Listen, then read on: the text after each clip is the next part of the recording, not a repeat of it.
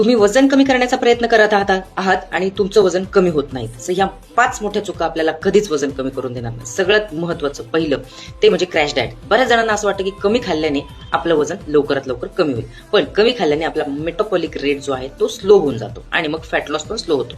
दुसरी गोष्ट सगळ्यात महत्त्वाची आहे कन्सिस्टन्सी नसणे. 2-3 दिवस डाएट प्रॉपर फॉलो करतो, वर्कआउट करतो, परत 2 दिवसाने आपण जंक फूड खायला स्टार्ट करतो. त्यामुळे फॅट लॉसची जी जर्नी आहे ती आपली कंटिन्यू होत नाही.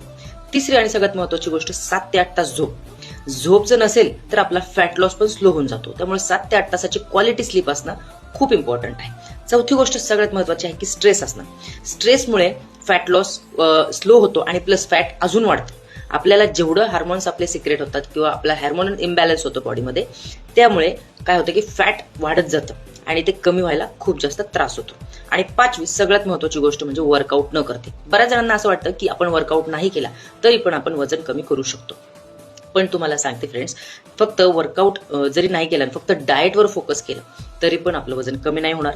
20 ते 30% वर्कआउटचा मोस्ट इम्पॉर्टंट पार्ट आहे आणि उरलेले 70 ते 80% डाएट न्यूट्रिशन वर फोकस केलं तर आपल्याला 100% रिझल्ट येऊ शकतो.